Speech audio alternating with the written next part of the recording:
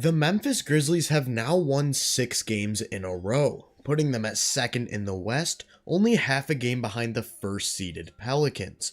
With how seemingly open the conference is, many believe them to be a team capable of making it to the NBA Finals and even potentially winning it.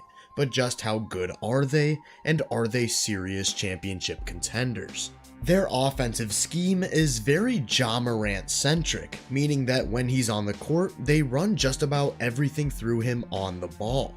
He's one of the best rim shot creators the league has ever seen, possessing a rare combination of explosiveness, functional athleticism, and masterful ball handling that allows him to get deep into the heart of the defense seemingly whenever he wants. Even the best of the best units are left incapable of slowing him down. No matter what type of coverages or looks they throw at him, they just can't stop him from touching the paint. And that's because he has a counter for everything. He can change speeds and direction at will, is comfortable doing anything with a live dribble, and can gather through traffic in tons of different ways with the use of lengthy strides. You'll often see him stay low to the ground like this to finish with that length, stepping through little gaps in the defense where he can carve out easier angles to the cup, but he can also go airborne. He's an acrobat, exploding off the floor with a 44-inch vertical and flying through the air while maintaining perfect balance and never losing control of his body.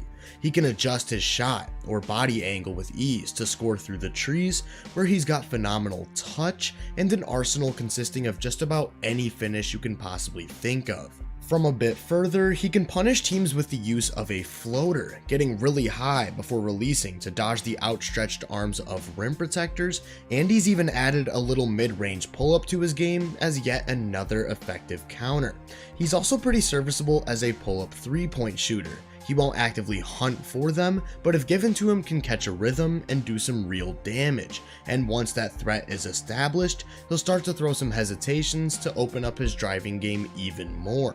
He can do this at a really high pace. That pairing of speed and length in the open floor is lethal, generating tons of transition opportunities that Memphis is able to capitalize on for more than 17 fast break points a game, good for third in the NBA. A majority of his offense is generated through the pick and roll though, where no coverage is really an answer to slow him down. When bigs play at the level, it's almost impossible to contain him.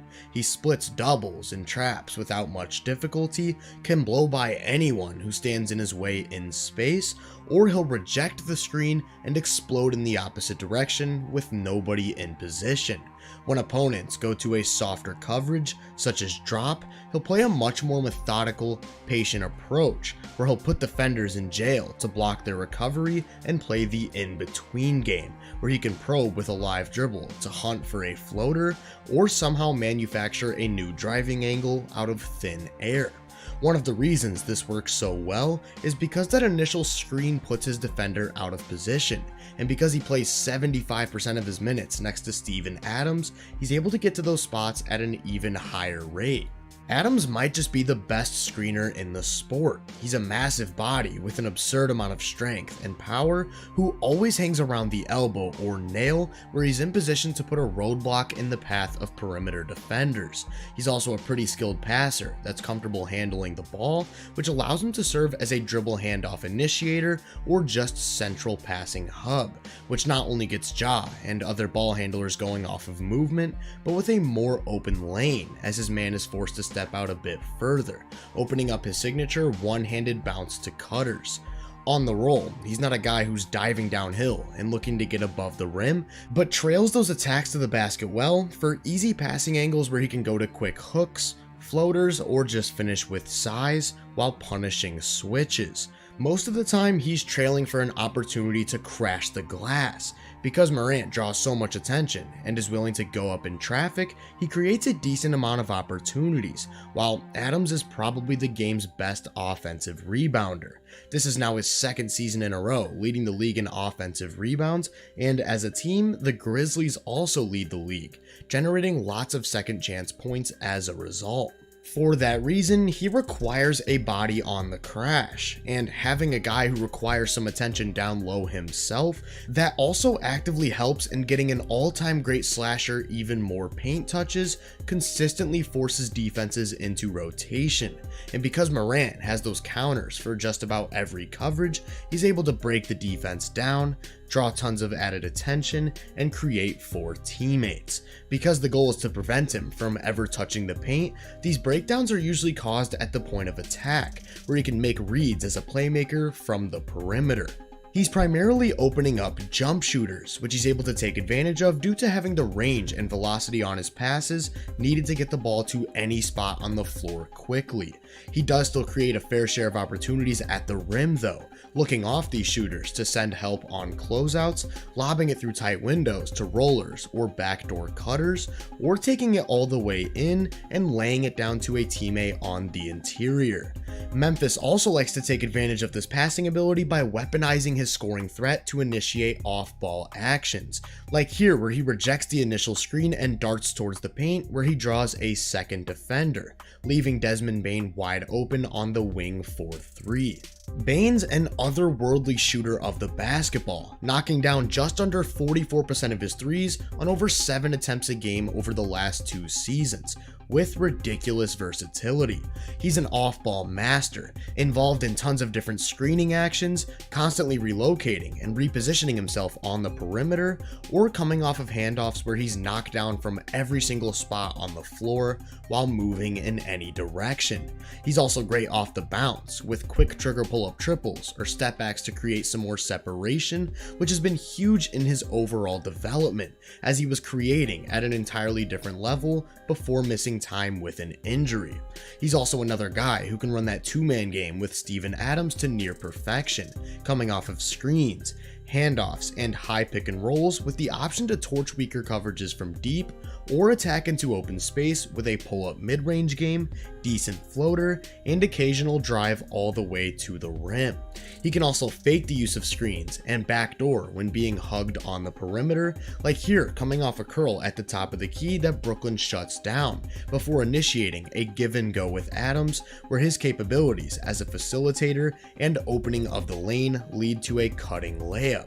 Bane will also capitalize on the gravity he holds as an elite movement shooter to open up teammates. He took massive strides as both a passer and decision maker with the ball, which have turned him into a legitimate number 2 creator. An elite off-ball shooter who demands attention on the perimeter like a legitimate primary offensive option that can also put the ball down for attacks with the ability to create for himself and others, next to an all-time great driver, finisher, and volume lead playmaker, is a backcourt pairing on offense that not many teams in NBA history can compete with. Over the last 2 seasons, Ja and Bane have played over 1,300 minutes together, and in that time, the Grizzlies have had an offensive rating of about 120. Just surrounding these two with competent role players offers a pretty high floor on that end. Jaren Jackson Jr. is a pretty solid shooter. He's tall with a really quick release and comfortable from longer range or off of screens, making him tough to bother. He's also a strong cutter and athletic finisher who takes advantage of mismatches with quick seals for post-ups or on the offensive glass, having a pretty well-rounded game as an off-ball weapon. He's a good ball handler for his size as well, with some decent slashing chops as he attacks closeouts for paint touches and gets a fair share of touches for face-up isolations. He's a solid finisher at the rim, even boasting a floater game and running hook with a phenomenal offhand, and he's great at drawing contact, getting to the line on these attacks very consistently. The only problem is that he's still a super weak passer, not really connecting the offense, but serving more as a play finisher, a role that Brandon Clark has also stepped into in a major way. Clark is the team's other high-volume pick-and-roll big, but unlike Adams, he is that athletic finisher with a huge above the rim threat. Despite only standing 6'8", he's very explosive, getting downhill and off the floor very quickly, which also makes him really good as a cutter or outlet for dump-offs down low, where he's such an efficient finisher. He's also got a short mid-range game with great use of the floater, and is another guy who can take advantage of smaller matchups with quick seals and hooks. Sticking with the theme of bigs and forwards, in Jaren's absence, it was Santi Aldama getting those minutes as the starting power forward. He's yet another big play finisher, standing 6'11" with the ability to make open threes, even in short windows without ever dipping. He uses his size and athleticism well to finish at the rim, diving off ball with strong cuts, and he has some utility as a connector, occasionally attacking closeouts and making some nice finds as a passer down low. On the wing, they've got John Conchar, an off-ball shooter who will knock down threes at a nice clip, but doesn't have that same type of movement or versatility in his shot diet. He also doesn't really have many on-ball skills, not creating much at all for himself or others, more so serving as another option as a spot-up. The same goes for new acquisition Danny Green, who hasn't yet played a game for them, but fills out a similar role. With all these play finishers who aren't really extending advantages at a high level, I think that's why Dillon Brooks is a bit more important to the working of this offense than his numbers at face value may reflect. Don't get me wrong, he definitely has destructive tendencies at times, especially with shot selection, where he may actually think he's Kobe Bryant, and when he catches fire, this could be the case, but it's not at all a consistent thing, and oftentimes just results in bad shot chucking and lots of missing, which is why his true shooting percentage of 50.2 is in the 6th percentile among all qualifying players. Still, every team needs guys who can put the ball down, be aggressive, and force the defense to react, which he does well, looking to apply pressure in some way every time he touches the ball. He's good at attacking the basket, getting to the rim at a pretty decent rate, and although he's not necessarily a great shooter, he takes them at volume with a decent degree of difficulty. The big thing is that he's a solid passer. Once that threat is established, especially if the defense already tilted towards Ja or Bane, there are so many openings to capitalize on, which leads to more opportunities for those finishers. This is also what makes Tyus Jones such a valuable piece. If you remember that crazy stat from last season, where Memphis went 17-3 without Morant, well, he was the guy stepping into that lead guard role and producing solid offense, as he's one of the best backup facilitators in the NBA. He's a pretty good pull-up jump shooter, especially from mid-range where he'll do a lot of his damage, and in these spots he's also got an elite floater game. From these pressure points is where he makes plays for others, being a super sharp decision maker with a wide variety of passes while almost never turning the ball over. That combination of mid-range scoring and great decision making allows him to initiate in the pick and roll very effectively, while also having skills off the ball such as his positioning, shooting, and ability to extend advantages as a secondary playmaker that help him play off of Ja well. It's worth noting that despite having a decent amount of injuries that have kept key players off the floor, Memphis holds a top 10 offense in the NBA. A number that I expect to steadily increase with the return of Desmond Bane, and I definitely think this is something that can hold up in a playoff setting, as they've surrounded their versatile lead creator with a really nice infrastructure. With that being said though, it's actually their defense that I find myself being a bit higher on.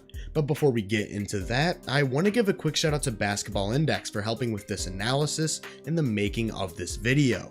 If you're not familiar with the site, they provide tons of statistical measurements, tools, and easily accessible graphics to further guide your understanding of the sport.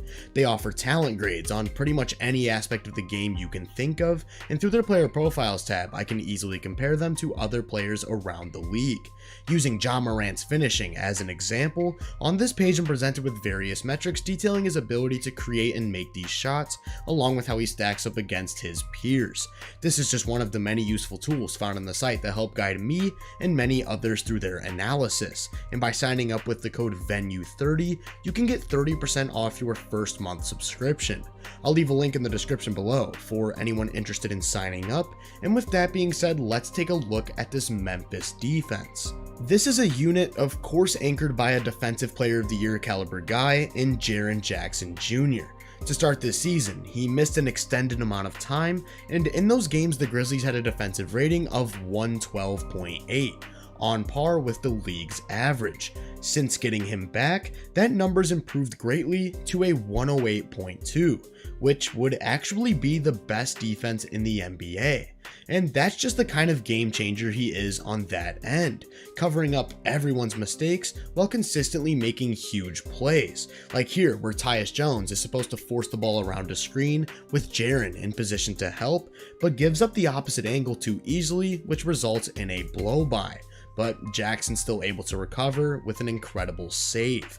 Notice how much ground he was able to cover in such a short amount of time, as he's an extremely rangy athlete, allowing him to help and recover in various spots with ease. For this reason, he's generally used in a role that allows him to roam the floor, gapping off of weaker shooters to wreak havoc near the paint. This way, he can always be close to the basket and able to exercise his skills as an elite rim protector. On this one, his actual matchup is Herb Jones, but because Herb isn't much of a shooting threat, he's positioned right next to the basket, and when Zion starts to attack the rim, he actually slides over and switches positions with Adams to turn away the layup. His length, incredible timing, and quick bounce off the floor make him a legitimate all-time great shot blocker. Right now, he's averaging a staggering 5 blocks every 75 possessions, and that ability, along with that rangy athleticism, leave him capable of making a fair share of high leverage saves. Add in his quick hands, and now he's a plausible option for just about any type of pick and roll coverage. This time staying low and close to the ball handler as to not give him a pull-up jumper, floater, or angle to the cup, while still remaining in position to turn away the roller. He's even mobile enough to occasionally switch onto wings and offer resistance as a man defender, doing a little bit of everything to drive this unit forward. The second most important piece in the working of this defense is Dillon Brooks, as their go-to at the point of attack or for stopping wings, taking the toughest assignment on any given night and hindering their ability to generate offense as much as possible. On the ball, he's nothing short of elite. He's a pesty, aggressive, and physical man defender who loves to get right in the airspace of ball handlers and add contact to make them uncomfortable. He's got a really strong core, moving his feet well to cut off driving angles and stonewall any attempts at creating with physicality, while his active, quick hands allow him to dictate player movement and poke at the ball. He also gets through screens really well, both on and off the ball, which makes him a capable chaser. And he's really active as a helper. He does a great job at positioning himself well to turn away threats to the rim, stunts near the nail to bother drives, and gets in lanes quite a bit with those quick hands. As for the rest of the team, their options at big and forward are pretty flexible. Santi Aldama plays many roles, primarily that of help and recover, rotating to turn away threats at the rim while closing out to shooters. He's another relatively rangy athlete with size, length, and mobility to cover space, which also makes him a solid man defender, comfortable switching and matching up with various positions. He offers a decent amount of rim protection, utilizing his size and athleticism to alter shots while seemingly always in a solid position to make a play due to his constant activity. And all of these tools, of course, make him another guy who can do a decent job of defending the pick and roll. Playing the role of a more traditional anchor big is Steven Adams, whose size, length, and strength eat up space in the lane and make him a good deterrent from the rim. He's pretty good at positioning himself down low and has pretty active hands, which makes him a viable option in drop coverage, but he is still really limited athletically, and matchups that can exploit his weaknesses make him a bit harder to play. instead going to Brandon Clark. Clark's developed into a solid paint defender, not having much size or length, but that quick burst off the floor makes him really effective contesting shots at the rim. He's also just good at positioning himself and plays with a high level of activity, especially in the pick and roll, where he's another one of those mobile bigs that can successfully play various coverages. Their roster also consists of a decent amount of options for playing at the point of attack or on the wing. Ja Morant has big athletic tools, such as his speed, agility, length, and ability to explode off the floor, which allow him to occasionally make some high leverage plays, but the awareness just isn't there, having lots of off-ball lapses and a tendency to fall a bit lazy and unengaged, which can cause breakdowns. To hide this, they like to put him on the ball as much as possible, where again, those physical traits allow him to occasionally string together decent possessions, but his technique is still very off. He gets blown by at a pretty high rate while consistently dying on screens, but unlike when he's away from the ball, getting beat at the point of attack when you're surrounded by helpers, rim protectors, and rangy athletes isn't as big a deal, and in this role, he can actually tread water. This is very different from Desmond Bane, who doesn't have those great physical tools, not being too quick laterally and having a negative wingspan, sometimes doing everything right and just lacking what's necessary to make a big difference. But he does have the great technique and discipline required to defend on the ball, cutting off attack angles with good footwork and turning away drives with strength.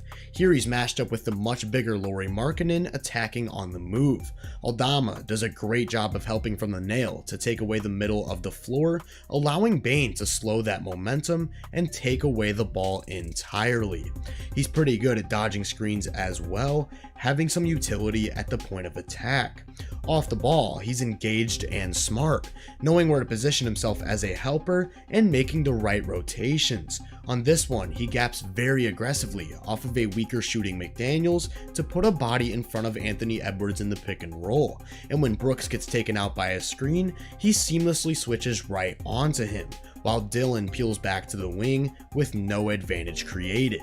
This is the role they'll likely ask Danny Green to play, although he's now 35 years old and coming off a major injury, so who knows what he actually looks like. The last time we saw him, he was still a very good wing stopper, no longer having the foot speed to keep up with small guards, but capable of staying in front of bigger attackers and swarming them with his length. He has quick and active hands, not only on the ball where he's a pickpocket, but in lanes as well, where he's very active in help, even offering a bit of rim protection. To fill out the rotation, they've got John Conchar, who's just a pretty solid defender, not doing anything special, but having decent size, containing the ball, and getting some steals. He's active and high-motored, helping well, and occasionally offering some paint resistance, while also being one of their go-to guys for chasing shooters. And then that leaves Tyus Jones, someone who may not have the best tools, but has clearly bought in. Not individually shutting anyone down, but remaining active, filling out rotations, and anticipating plays well to either help or jump lanes. With the proper scheme and great usage of personnel, Taylor Jenkins has this defensive unit looking virtually impenetrable, as they were last season, on top of their offense. Spearheaded by one of the NBA's best backcourts, this is a team capable of playing on both sides of the ball at a very high level, with the flexibility needed to compete with any team in a playoff setting. I would argue that the most important to take note of, though, is just how young this team actually is. Throughout their entire rotation, only Steven Adams is older than 27, with their big three all landing under 25. That's not to mention all of the young players that they've been developing, such as David Roddy, Zaire Williams, Jake LaRavia, and Kennedy Chandler, among multiple others. So while I already believe them to be a real contender to compete for a championship and a true threat to make it out of the Western Conference, what they have brewing for the future is truly special and could make them one of the best teams of the 2020s decade. If you enjoyed this breakdown, make sure to drop a like, subscribe, and turn my post notifications on to be first on more content. If you're interested in my more in-depth research, make sure to check out my website and social media profiles. You can find those links in the description. Feel free to let me know down in the comments what you think of the Grizzlies and just how good you believe they are. As always, I hope you all have a great day, and I'll catch you guys in the next one.